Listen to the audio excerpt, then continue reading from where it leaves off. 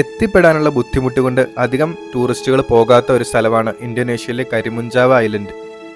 Central ജാവയിലെ ജപ്പാറ എന്ന ചെറിയ ടൗണിൽ നിന്നും 80 കിലോമീറ്റർ കടലിലൂടെ കപ്പലിൽ സഞ്ചരിച്ച് വേണം കരിമുൻജാവയിൽ എത്താനായിട്ട്. എത്തിപ്പെടാനുള്ള ഈ ബുദ്ധിമുട്ടാണ് ഈ സ്ഥലത്തേക്ക് ഞങ്ങളെ അട്രാക്ട് ചെയ്ത ഫസ്റ്റ് ഫാക്ടർ.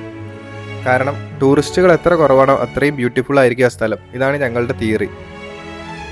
ഈ കരിമുൻജാവ ദ്വീപിലേക്ക് ഉള്ള കപ്പൽ യാത്രയും അവിടുത്തെ ടൂറിസ്റ്റുകൾ എത്താത്ത ഗ്രാമങ്ങളിലെ കാഴ്ചകളും കടലിനടിയിലുള്ള പവിഴപ്പുറ്റുകൾ കാണാനായിട്ട് ഞങ്ങൾ ചെയ്ത സ്നോർക്കലിങ്ങും എല്ലാം ഇൻക്ലൂഡ് ചെയ്ത ഒരു വീഡിയോ ആണിത്.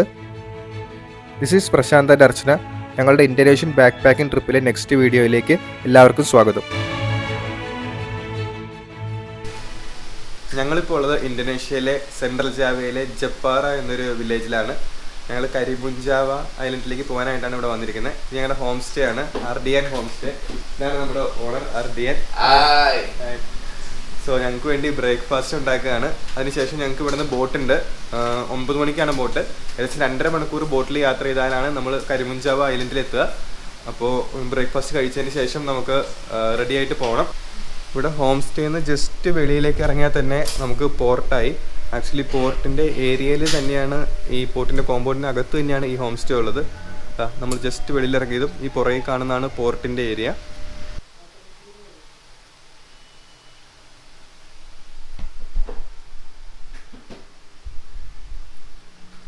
So you're planning to check out here? See you again. Okay. So You just straight ahead. go ahead. Yeah. Just straight ahead. Okay. There you go. Show your ticket. Show your passport. Okay. Yeah. Thank you. So നമ്മൾ home സ്റ്റേന്ന് ഫെറിയിലേക്ക് പോയിക്കൊണ്ടിരിക്കുകയാണ്. ഇവിടെ അത്യാവശ്യം നിറയെ ആൾക്കാർ വന്നിട്ടുണ്ട്. കുറച്ച് പേര് Q ഒക്കെ നിൽക്കുന്നുണ്ട്. ഒരുപാട് ഫോറിൻ ടൂറിസ്റ്റുകളുണ്ട്. അപ്പോൾ നമുക്ക് ടിക്കറ്റ് ഓൾറെഡി എടുത്തു തന്നിട്ടുണ്ട്. ക്യൂ നിൽക്കണ്ടെന്നാണ് പറഞ്ഞത്. നോക്കാം ഏതായാലും.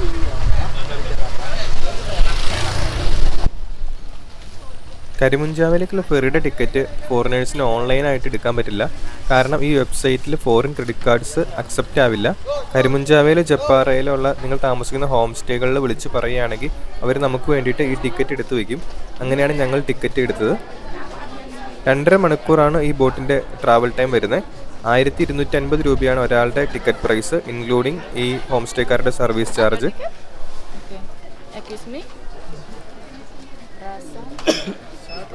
Morning.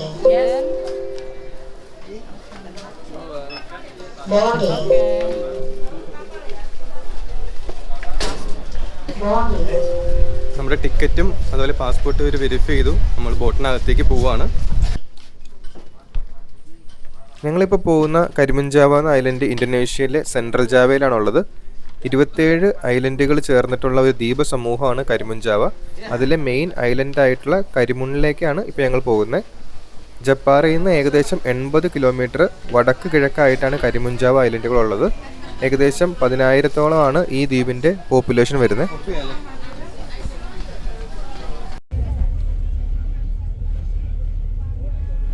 ഈ ബോട്ട് അത്യാവശ്യം നല്ല വലുതാണ്. ഏകദേശം 400 പേർക്ക് ഇതിൽ പോകാൻ സാധിക്കും. കൂടുതലും കരിമുൻജാവയിലെ നാട്ടുകാരും അതേപോലെ ഇന്തോനേഷ്യക്കാരായിട്ടുള്ള ടൂറിസ്റ്റുകളും ഒക്കെയാണ്. ഈ ബോട്ട് കൂടാതെ ഒരു സ്ലോ ബോട്ട് കൂടെ ഉണ്ട്. അത് രാവിലെ 7 മണിക്ക് ഇവിടുന്ന് സ്റ്റാർട്ട് ചെയ്തു.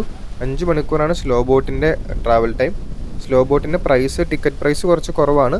700 രൂപയാണ് ഒരാൾക്ക് ടിക്കറ്റ് പ്രൈസ് വരുന്നത്. അതും ഇതേപോലെ നമ്മൾ ഹോം സ്റ്റേ വഴി ബുക്ക് ചെയ്യണം. നമുക്ക് ഡയറക്റ്റായിട്ട് എടുക്കാൻ സാധിക്കില്ല.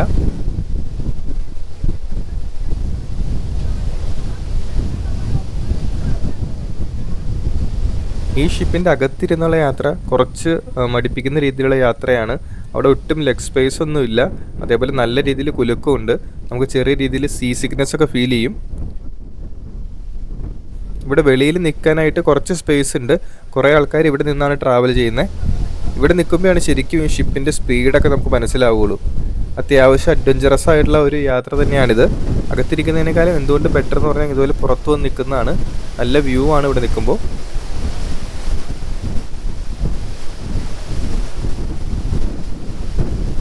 അങ്ങനെ നമ്മൾ കരിമുൻജാവ ഐലൻഡിലെത്തി. ഏകദേശം 2.5 മണിക്കൂറാണ് നമുക്ക് ബോട്ടിലെടുത്തത്. അത്യാവശ്യം എന്താ പറയുക, കുറച്ച് ടയറിംഗ് ആയിട്ടുള്ള ജേണി ആയിരുന്നു വേണം പറയാൻ. നല്ല കുലുക്കമൊക്കെ ഉണ്ടായിരുന്നു. ഇനി നമുക്ക് ഹോം സ്റ്റേയിലേക്ക് പോകണം. ഇവിടെ അടുത്ത് തന്നെയാണ് ഹോം സ്റ്റേ. ഒരു 200-300 മീറ്റർ ദൂരേ ഉള്ളൂ ഈ പോർട്ടിൽ നിന്ന്. അങ്ങോട്ട് പോവാണ്.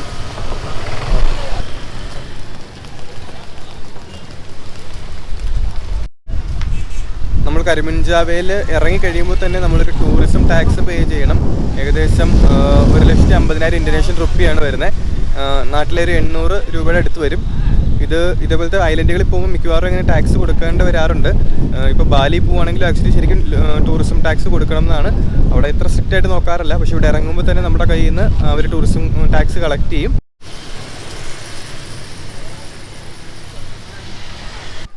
ഞങ്ങളുടെ ഹോം സ്റ്റേയിലെത്തി. ഔൾ ഹോസ്റ്റൽ എന്നാണ് ഈ ഹോസ്റ്റലിൻ്റെ പേര്. അധികം ടൂറിസ്റ്റുകളൊന്നും ഇല്ലാത്ത ഒരു പീസ്ഫുള്ളായിട്ടുള്ള ഏരിയ ആണിത്. ഞങ്ങൾ 3 ദിവസം ഇവിടെ ഉണ്ടാവും.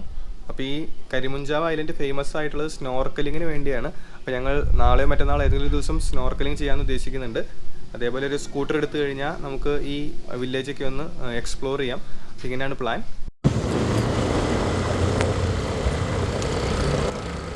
ഞങ്ങൾ ഒരു സ്കൂട്ടർ റെൻറ്റിന് എടുത്തു. ഈ ഹോം സ്റ്റേ തന്നെയാണ് എടുത്തത്. 75,000 ഇന്തോനേഷ്യൻ റുപ്പിയാണ് ഇവിടുത്തെ റെൻറ്റ് വരുന്നത്. അതായത് നാട്ടിൽ ഏകദേശം 400 രൂപ താഴെ വരുന്നുള്ളൂ. ഇതൊരു ചെറിയ ഐലൻഡ് ആയതുകൊണ്ട് ഇവിടുത്തെ ഡിസ്റ്റൻസുകളെല്ലാം ചെറുതാണ്. എല്ലാ സ്ഥലങ്ങളും അടുത്തടുത്താണ്. അതുകൊണ്ടായിരിക്കും സ്കൂട്ടറിൻ്റെ റെൻറ്റ് അത്യാവശ്യം നല്ല കുറവാണ് ബാക്കി സ്ഥലങ്ങൾ വെച്ച് കമ്പയർ ചെയ്യുമ്പോൾ. ഇപ്പോൾ ഞങ്ങൾ 7 കിലോമീറ്റർ ദൂരെയുള്ള ഒരു സൺസെറ്റ് ബീച്ചിലേക്കാണ് പോകുന്നത്. ഞങ്ങൾ നേരത്തെയും പറഞ്ഞിട്ടുള്ള കാര്യമാണ്, ഇന്തോനേഷ്യയിലെ വില്ലേജുകൾ എക്സ്പ്ലോർ ചെയ്യാനായിട്ട് ഏറ്റവും നല്ലതെന്ന് പറഞ്ഞാൽ ഇതേപോലെ സ്കൂട്ടർ റെൻറ്റ് എടുക്കുന്നതാണ്. ഇതേപോലെ വേറെ രാജ്യങ്ങളിൽ പോയിട്ട് നമ്മൾ സ്കൂട്ടർ റെൻറ്റ് എടുക്കുകയാണെങ്കിൽ നമുക്കതിന് ഇൻ്റർനാഷണൽ ഡ്രൈവിംഗ് പെർമിറ്റ് വേണം, IDP. പേര് പോലെ വലിയ സംഭവമൊന്നുമല്ല. IDP എടുക്കാൻ വളരെ ഈസിയാണ്. ഓൺലൈനായിട്ട് അപ്ലൈ ചെയ്ത് കഴിഞ്ഞാൽ എല്ലാവർക്കും ഇൻ്റർനാഷണൽ ഡ്രൈവിംഗ് പെർമിറ്റ് കിട്ടും. ഏകദേശം 1,000-1,500 രൂപയൊക്കെയാണ് അതിന് റേറ്റ് വരുന്നത്. ട്രിപ്പിന് ഒരു 2-3 വീക്ക് മുന്നേയൊക്കെ നമ്മൾ അപ്ലൈ ചെയ്ത് വെക്കണം, എങ്കിലേ നമുക്ക് കിട്ടുകയുള്ളൂ. ഈ കരിമുൻജാവ ഐലൻഡിലെ ഗ്രാമങ്ങൾ കാണാനായിട്ട് നല്ല ഭംഗിയാണ്. കരിമുൻജാവ ടൗൺ കഴിഞ്ഞതിൽ പിന്നെ ഒരൊറ്റ ടൂറിസ്റ്റിനെ പോലും ഞങ്ങൾ കണ്ടിട്ടില്ല. ശരിക്കും ഈ ഐലൻഡിൻ്റെ ഭംഗിയും ഇവിടുത്തെ ലൈഫൊക്കെ കാണണമെങ്കിൽ ഇതേപോലെ വില്ലേജസിലേക്ക് വരണം. ഇവിടെ മാത്രമല്ല, ഏത് സ്ഥലത്ത് പോയാലും അധികം ടൂറിസ്റ്റ് അല്ലാത്ത ഗ്രാമങ്ങളിലേക്ക് വന്നാലേ ആ സ്ഥലത്തിൻ്റെ കൾച്ചറൊക്കെ ശരിക്കും നമുക്ക് മനസ്സിലാവുകയുള്ളൂ.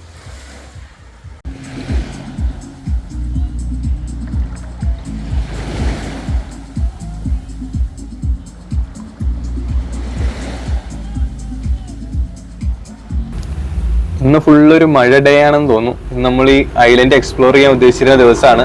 പക്ഷെ എപ്പോഴും ചെറിയ ചെറിയ മഴ ഇങ്ങനെ പെയ്തുകൊണ്ടിരിക്കുകയാണ്.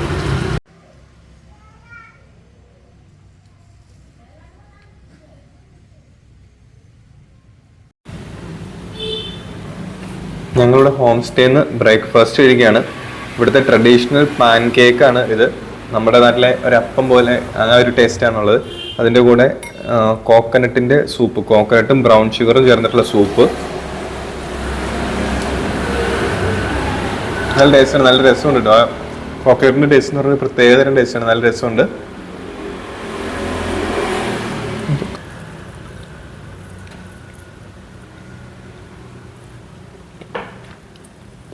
ഞങ്ങൾ ഈ കരിമുൻജാവ ഐലൻഡ് ഒന്ന് എക്സ്പ്ലോർ ചെയ്യാനായിട്ട് പോവാണ്. അപ്പോൾ ഇവിടെ നിന്ന് ഏകദേശം ഞങ്ങളുടെ ഹോം സ്റ്റേയിൽ നിന്ന് ഒരു 22 കിലോമീറ്ററാണ് ഇതിൻ്റെ അങ്ങ് അറ്റത്തെ നോർത്ത് മോസ്റ്റ് ആയിട്ടുള്ള പോയിന്റ് വരെയുള്ള ദൂരം. അപ്പോൾ അവിടെ വരെ ഒന്ന് പോയിട്ട് എക്സ്പ്ലോർ ചെയ്യാമെന്നാണ് വിചാരിക്കുന്നത്. ഇപ്പോൾ മഴയൊന്ന് മാറി നിൽക്കുന്ന സമയമാണ്. ഞങ്ങൾ വഴിയിൽ കണ്ട ഒരു കടയിലാണ് കേട്ടോ, ചെറിയൊരു ടീ സ്റ്റോള് പോലെ. അപ്പോൾ ഇവിടെയുള്ളൊരു സ്നാക്കാണിത്.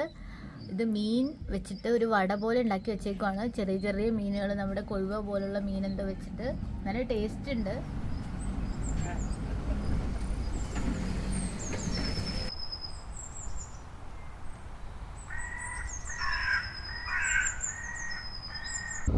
വാലില്ലാത്ത ഉച്ച. ഞങ്ങൾ സ്റ്റേ ചെയ്യുന്ന സ്ഥലത്ത് നിന്ന് ഏകദേശം 15-20 കിലോമീറ്റർ ഞങ്ങൾ ഉള്ളിലേക്ക് വന്നു. ഇത് ശരിക്കും ഒരു ഓഫ് ബീറ്റ് ആയിട്ടുള്ള അൺടച്ച്ഡ് ആയിട്ടുള്ള വില്ലേജ് പോലത്തെ ഒരു ഏരിയ ആണ്. ഇവിടുത്തെ റോഡുകളൊന്നും അങ്ങനെ ടാർ ചെയ്തിട്ടില്ല. അതേപോലെ ടൂറിസ്റ്റുകളൊന്നും ഒട്ടും തന്നെ വരുന്ന സ്ഥലമല്ല ഇത്. എങ്കിലും ആൾക്കാരൊക്കെ നമ്മളെ കാണുമ്പോൾ വിഷ് ചെയ്യുന്നുണ്ട്. അതേപോലെ തെങ്ങും വാഴയൊക്കെയാണ് ഇവിടുത്തെ മെയിൻ കൃഷികൾ. നല്ല ഭംഗിയുള്ളൊരു ഗ്രാമപ്രദേശമാണിത്. നമ്മുടെ നാട്ടിൽ നിന്നുള്ള ടൂറിസ്റ്റ് പാക്കേജൊക്കെ കാണുമ്പോൾ ഞങ്ങൾക്ക് എപ്പോഴും വരുന്ന ഒരു ഡൗട്ടാണിത്. എല്ലാ പാക്കേജസിലും സിറ്റികളും ഏറ്റവും ഫേമസ് ആയിട്ടുള്ള ക്രൗഡഡ് ആയിട്ടുള്ള ടൂറിസ്റ്റ് അട്രാക്ഷൻസും ഒക്കെ മാത്രമേ അവർ കവർ ചെയ്യുന്നുള്ളൂ. ശരിക്കും ഒരു പുതിയ രാജ്യത്തേക്ക് പോകുമ്പോൾ അറ്റ്ലീസ്റ്റ് ഒരു ദിവസമെങ്കിലും നമ്മൾ അധികം തിരക്കില്ലാത്ത ഒരു വില്ലേജ് ഏരിയയിലേക്കൊക്കെ ഒന്ന് പോയി നോക്കണം. അതാണ് ഞങ്ങളുടെ ഒരു സജഷൻ.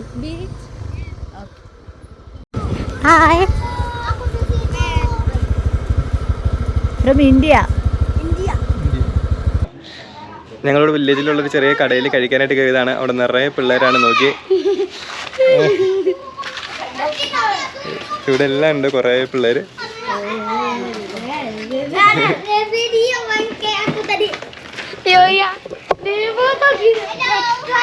ഹലോ.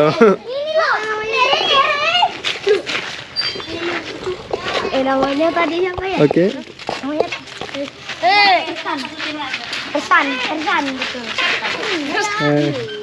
ഹലോ.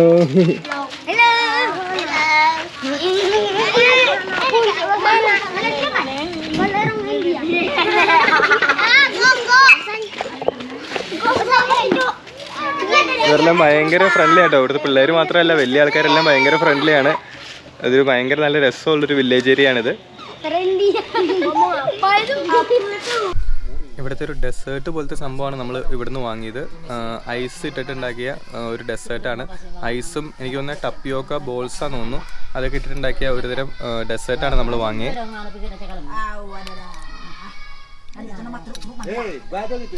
ഞങ്ങൾ വിയറ്റ്നാമിൽ നിന്ന് പോലത്തെ ഒരു സംഭവം കഴിച്ചിട്ടുണ്ട്. ചേന്നാണ് അതിന്റെ പേര്. ഇവിടുത്തെ പേര് ചോദിച്ചില്ല. Namanya bubur cenil. Bubur cenil. Ya, oke. Itu cenilnya yang bundar-bundar tuh. Oh, cenil. ഓർമ്മയുണ്ട് പേര്. കുറച്ച് കോംപ്ലിക്കേറ്റഡ് ആയിട്ടുള്ള പേരുള്ള സംഭവമാണ്. അതുപോലെ ഇത് ഇരിക്കാനായിട്ടൊരു സ്ഥലമുണ്ട് കേട്ടോ, ഇവിടെ കാണിച്ചു തരാം. നല്ല രസമാണ്.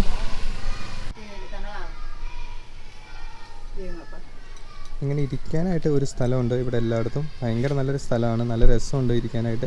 അതേപോലെ ചുറ്റും വീടുകൾ നോക്കി, നല്ല ഭംഗിയാണ് ഇവിടുത്തെ വീടുകൾ കാണാനായിട്ട്.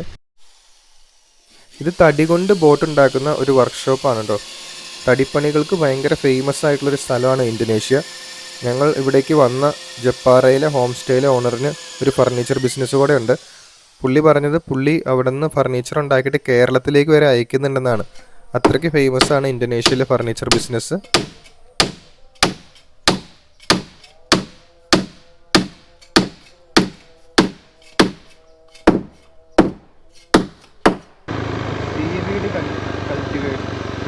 സീവീഡ് കൾട്ടിവേഷനാണ് ഇതായിട്ട് ഇവർ പറക്കിക്കൊണ്ടിരിക്കുന്നു. ബാക്കില് കണ്ടോ, റൈറ്റ് സൈഡ് നോക്കി. ഇവിടെ സീവീഡിൻ്റെ വിളവെടുപ്പ് നടക്കുകയാണ്. കടലിലുണ്ടാവുന്ന കഴിക്കാൻ സാധിക്കുന്ന ഒരുതരം പായലുകളെയാണ് സീവീഡ് എന്ന് പറയുന്നത്.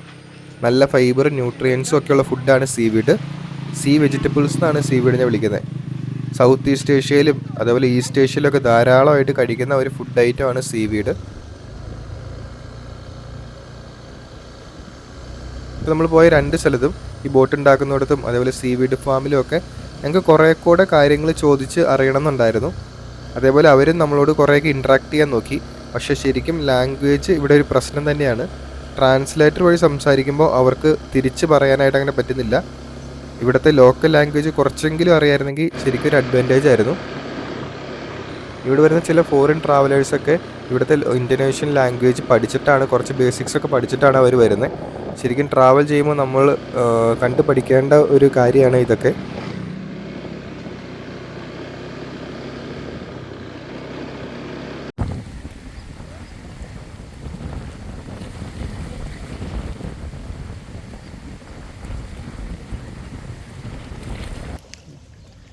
ഇന്തോനേഷ്യയിൽ ഞങ്ങൾ കണ്ട ഒരു ഫ്രൂട്ടാണ് കേട്ടോ ഇതിനെ സലാക്ക് അഥവാ സ്നേക്ക് ഫ്രൂട്ട് എന്നാണ് പറയുന്നത്. ഈ ഫ്രൂട്ടിൻ്റെ സ്കിൻ കണ്ടോ, ഇതിൻ്റെ സ്കിൻ എന്ന് പറഞ്ഞാൽ സ്നേക്കിൻ്റെ സ്കിൻ പോലെയാണ് ഇരിക്കുന്നത്. അതാണ് അതിന് ആ പേര് വന്നേക്കുന്നത്. ഒരെണ്ണം നമുക്ക് ജസ്റ്റ് ഒന്ന് കഴിച്ചു നോക്കാം.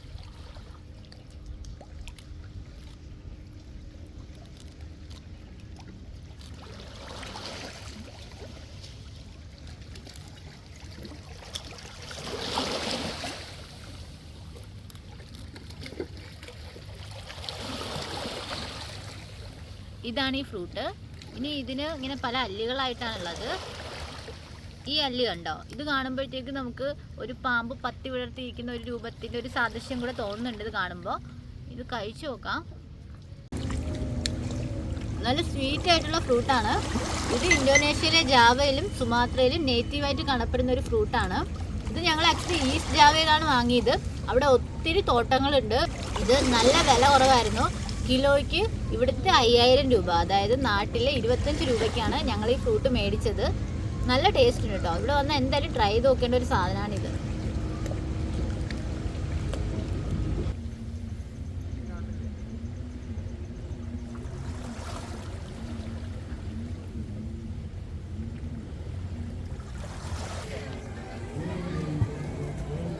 രാത്രി ഞങ്ങൾ കരിമുഞ്ചാവ വില്ലേജിലെ സെൻട്രലായിട്ടുള്ള ഒരു മാർക്കറ്റ് കാണാനായിട്ട് വന്നു. ഇവിടെ കുറേ ഡ്രസ്സുകളും അതുപോലെ സുവനീറുകളൊക്കെ വിൽക്കുന്ന ചെറിയ ചെറിയ കടകളുണ്ട്. അതേപോലെ ലോക്കൽ ഫുഡ് കിട്ടുന്ന ഇഷ്ടംപോലെ സ്റ്റോൾസും ഇവിടെ ഉണ്ട്. വൈകിട്ടാകുമ്പോഴേക്കും ടൂറിസ്റ്റുകളും അതേപോലെ നാട്ടുകാരും എല്ലാം ഇവിടേക്ക് വരും. പക്ഷെ ഇവിടുത്തെ മെയിൻ താരങ്ങൾ എന്ന് പറഞ്ഞു കഴിഞ്ഞാൽ ഈ ചേച്ചിമാരാണ്. ഇവർ നല്ല ഫ്രഷ് ആയിട്ടുള്ള ഫിഷും സീ ഫുഡും ഒക്കെ ഗ്രില്ല് ചെയ്ത് തരും. അത്യാവശ്യം റീസണബിൾ ആയിട്ടുള്ള പ്രൈസുമാണ്. അത്യാവശ്യം നല്ലൊരു പരിപാടിയാണ് കേട്ടോ ഇത്. ഇടയ്ക്ക് മിഡിൽമാൻ പോലെ വേറെ ആരുമില്ല, വലിയ റെസ്റ്റോറൻറ്റുകളൊന്നുമില്ല. ക്യാഷ് ഡയറക്റ്റായിട്ട് ഇവിടുത്തെ നാട്ടുകാർക്ക് തന്നെ കിട്ടും. അതേപോലെ മീൻ പിടിക്കുന്നവർക്കും അത്യാവശ്യം നല്ല രീതിയിൽ വരുമാനം കിട്ടും ഇതുവഴി. നമുക്കും നല്ല ഫ്രഷ് ആയിട്ടുള്ള സീ ഫുഡ് കഴിക്കാം. ഇവിടുത്തെ ഗ്രൗണ്ടിൽ ഇങ്ങനെ ടേബിൾ ഇട്ടിട്ടുണ്ട്. ആ ടേബിളിൽ ഇരുന്നിട്ടാണ് നമ്മൾ ഫുഡ് കഴിക്കുന്നത്. നമ്മുടെ നാട്ടിൽ ശരിക്കും ഇത് കൊണ്ടുവരാൻ പറ്റുന്ന രീതിയിലുള്ളൊരു മോഡലാണ് കേട്ടോ.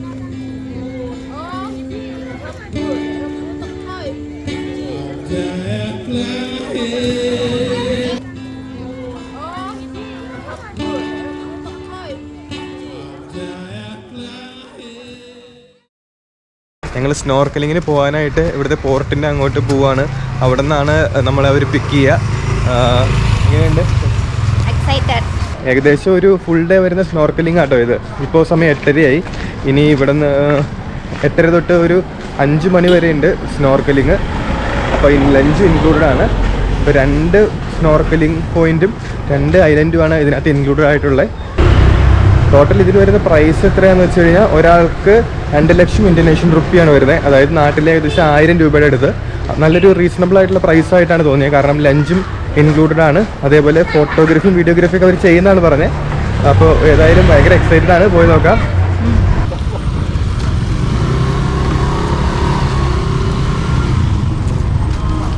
ഇവിടെ നിന്നാട്ട് സ്നോർക്കലിംഗ് സ്റ്റാർട്ട് ചെയ്യുന്നത്. അതേപോലെ ഫിഷിങ്ങിൻ്റെ ബോട്ടുകളെല്ലാം ഉള്ളത് ഇവിടെ തന്നെയാണ്. ഒരു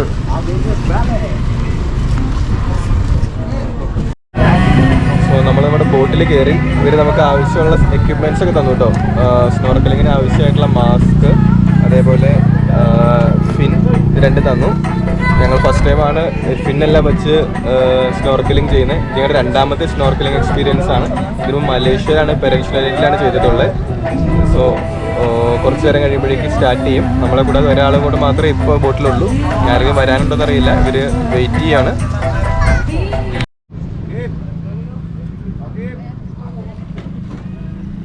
Today we will going to White Sand area, and today we have 4 spots, 2 spots snorkeling and 2 spot island. Yeah, and then after snorkeling again we move to the last island. The name is Cemara Kecil Island or Romantic Island. Yeah, if you have couple, the name is Romantic Island, like him. Yeah. Yeah. Yeah. Oh, your sister. Oh, sorry. Like him. Yeah. Like him. So, I'm alright. yeah.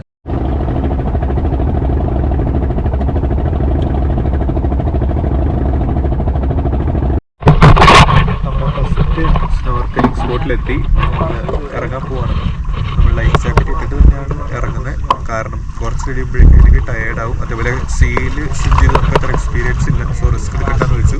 നമ്മുടെ കൂടെയുള്ള foreigners ആരും തന്നെ life jacket ഒന്നും ഇട്ടിട്ടില്ല. കാരണം അവർക്ക് അത്രയ്ക്ക് experience ഉണ്ട് സ്നോർക്കലിങ്ങും കടലിൽ സ്വിം ചെയ്തൊക്കെ. സോ നമ്മൾ ഇറങ്ങാൻ പോവാണ്. ഫസ്റ്റ് ടൈം സ്നോർക്കലിംഗ് ചെയ്തപ്പോഴാണ് കരയിലുള്ളതുപോലെ തന്നെ ഒരു വലിയ ലോകം വെള്ളത്തിൻ്റെ അടിയിലുണ്ടെന്ന് മനസ്സിലായത്.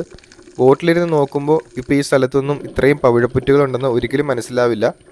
നമ്മൾ ഈ കാണുന്ന ചെടികൾ പോലെയുള്ള ഈ സംഭവം അതാണ് കോറൽ. ഈ കോറൽ എന്ന് പറഞ്ഞാൽ ശരിക്കും ചെടിയല്ല, അത് ഒരുതരം മറൈൻ അനിമലാണ്. ഈ കോറൽസ് ജീവിക്കുന്ന ഈ ആവാസ വ്യവസ്ഥേനെയാണ് കോറൽ റീഫ്സ് അല്ലെങ്കിൽ പവിഴപ്പുറ്റുകൾ എന്ന് പറയുന്നത്.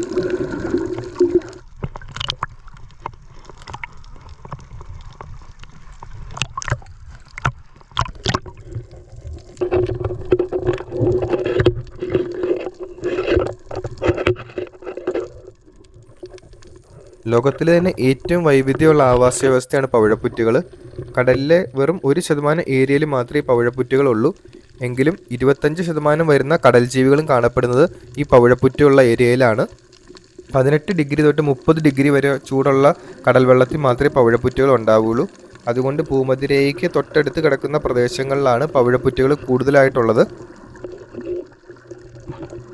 ഇവിടെയൊക്കെ നോക്കുമ്പോൾ ധാരാളം ഒരു ഗ്രേ കളറിലുള്ള കോറൽസ് കാണാൻ സാധിക്കും. അത് മിക്കതും ഡെഡ് ആയിട്ടുള്ള കോറൽസ് ആണ്. ഇപ്പോൾ കാലാവസ്ഥ വ്യതിയാനം കാരണം കടൽ വെള്ളത്തിൻ്റെ ചൂട് കൂടുന്നതാണ് ഇതിൻ്റെ പ്രധാനപ്പെട്ട കാരണം. അതേപോലെ മറ്റൊരു കാരണം എന്ന് പറഞ്ഞു കഴിഞ്ഞാൽ ഈ കടൽ വെള്ളത്തിൻ്റെ പൊല്യൂഷനുമാണ്. ഞങ്ങൾ ഉത്തരാഖണ്ഡ് ട്രക്കിങ്ങിന് പോയപ്പോൾ ഏപ്രിൽ പൂക്കേണ്ട റോഡോഡെൻഡ്രോൺ പൂക്കൾ ചൂട് കാരണം ഫെബ്രുവരിയിൽ തന്നെ ഉണ്ടായേക്കുന്ന കണ്ടു. അങ്ങ് ഹിമാലയം തൊട്ട് ഇങ്ങ് കടലിന് അടിയിൽ വരെ കാലാവസ്ഥ വ്യതിയാനം കാരണം ഉണ്ടാകുന്ന പ്രശ്നങ്ങൾ നമുക്ക് കാണാൻ സാധിക്കും. അതിനുള്ള കാരണക്കാർ നമ്മൾ മനുഷ്യരുമാണ്.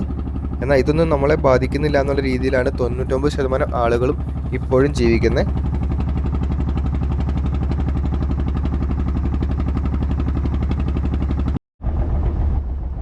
ഫസ്റ്റ് സ്നോർക്കലിംഗ് പോയിന്റിൽ നിന്ന് ഞങ്ങൾ ഫസ്റ്റ് ഐലൻഡിലേക്ക് പോവുകയാണ്. ഇവിടെയാണ് ലഞ്ച് ഉള്ളത്. നല്ല വിശപ്പുണ്ട്. ഏകദേശം 1 മണിക്കൂറിനടുത്ത് നമ്മൾ സ്നോർക്കലിംഗ് ചെയ്തു. അത്യാവശ്യം നല്ല രീതിയിൽ ടയേർഡായി, നല്ല വിശപ്പായിട്ടിരിക്കുകയാണ് ഇപ്പോൾ. ഇവിടുത്തെ കടലിൻ്റെ കളർ കണ്ടോ, ഭയങ്കര ക്ലിയർ ആയിട്ടുള്ള വെള്ളമാണ് ഇവിടെ മുഴുവൻ. അങ്ങ് അറ്റം വരെ ഇതേപോലെ തന്നെ, ഇതേ കളറാണ് അങ്ങ് ദൂരെ വരെ. അത്രയും ദൂരം സെയിം ആഴം തന്നെ ഉള്ളൂ. നമുക്ക് അവിടം വരെ വേണമെങ്കിൽ നടന്നു പോവാം. ഭയങ്കര രസമാണ് ഈ കടൽ കാണാനായിട്ട്. എന്തുകൊണ്ടാണ് നമ്മുടെ നാട്ടിലെ കടലിലെ വെള്ളം ഇത്രയ്ക്ക് ക്ലീൻ അല്ലാത്ത തിരിച്ചിട്ടുണ്ടോ? പൊല്യൂഷൻ കാരണം മാത്രമല്ല കേട്ടോ. പൊല്യൂഷൻ ഒരു റീസണാണ്. മെയിൻ കാരണം എന്ന് പറഞ്ഞു കഴിഞ്ഞാൽ കടലിലേക്ക് വരുന്ന പുഴകളാണ്. ധാരാളം ചെളി അടങ്ങിയ വെള്ളമാണ് ഈ പുഴയിൽ നിന്ന് കടലിലേക്ക് വരുന്നത്. അതുകൊണ്ടാണ് കടൽ വെള്ളം ഇങ്ങനെ ക്ലിയർ ആവാത്തത്. ഇവിടെ ഐലൻഡ് ആയതുകൊണ്ട് ഇവിടെ അങ്ങനെ പുഴകളൊന്നുമില്ല. അതുകൊണ്ടാണ് ഇവിടുത്തെ വെള്ളം ഇത്ര ക്ലിയർ. അതേപോലെ നമ്മുടെ നാട്ടിലെ വലിയ വലിയ നഗരങ്ങളിൽ നിന്നുള്ള ഡ്രെയിനേജ് വേസ്റ്റൊക്കെ ഡയറക്റ്റ് കടലിലേക്ക് തന്നെയാണ് ഒഴുക്കുന്നത്. അതും ഈ കടൽ വെള്ളം മലിനമാകുന്നതിന് ഒരു മെയിനായിട്ടുള്ള കാരണമാണ്.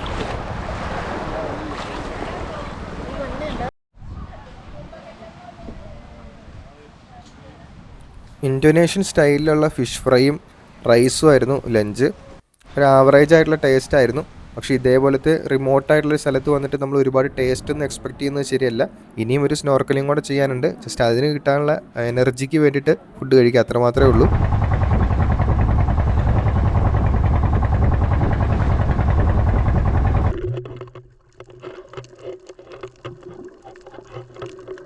ഈ സെക്കൻഡ് സ്പോട്ടിൽ കുറേയും കൂടെ ജീവനുള്ള കോറൽസ് നമുക്ക് കാണാൻ സാധിച്ചു. പക്ഷേ ഇവിടുത്തെ വിസിബിലിറ്റി അല്പം കുറവാണ്. അത് കാരണം ഒരുപാട് ക്ലിയർ ആയിട്ടുള്ള വീഡിയോസൊന്നും നമുക്ക് കിട്ടിയില്ല.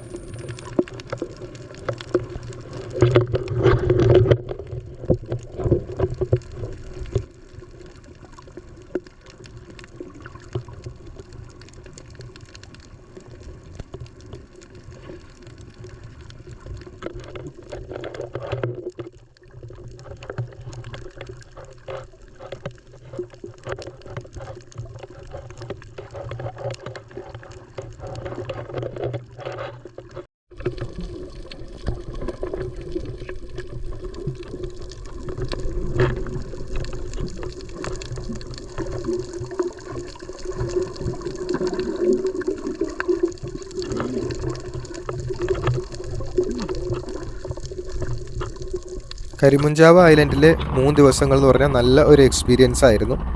എത്തിപ്പെടാൻ അത്യാവശ്യം നല്ല രീതിയിൽ ബുദ്ധിമുട്ടുള്ളൊരു സ്ഥലമാണ് കരിമുഞ്ചാവ. അതുകൊണ്ട് കുറേ നാളത്തേക്ക് ഇന്തോനേഷ്യയിലേക്ക് വരുന്നവർ മാത്രമേ സാധാരണ രീതിയിൽ ഇങ്ങോട്ട് വരാറുള്ളൂ. നിങ്ങൾ ജാവ ഐലൻഡിലൊരു ബാക്ക് പാക്കിംഗ് ഒക്കെ ചെയ്യുകയാണ്, നിങ്ങളുടെ കയ്യിൽ അത്യാവശ്യം ടൈം ഉണ്ടെന്നുണ്ടെങ്കിൽ നിങ്ങൾക്ക് 3 ദിവസമൊക്കെ വന്ന് സ്റ്റേ ചെയ്തിട്ട് പോകാൻ പറ്റിയ ഒരു സ്ഥലമാണ് കരിമുഞ്ചാവ ഐലൻഡ്. കരിമുഞ്ചാവിന് തിരിച്ച് ജപ്പാറയിലേക്ക് പോവാണ്. അപ്പോൾ നമ്മൾ ഷിപ്പിലാണുള്ളത്.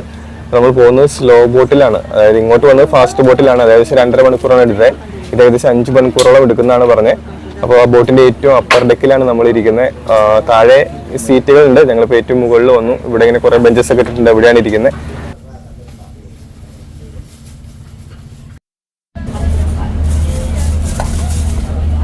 അടുത്ത വീഡിയോയിൽ ഞങ്ങൾ ഒരു 64 മണിക്കൂർ വരുന്ന ഒരു ഷിപ്പ് യാത്രയാണ് ചെയ്യുന്നത്.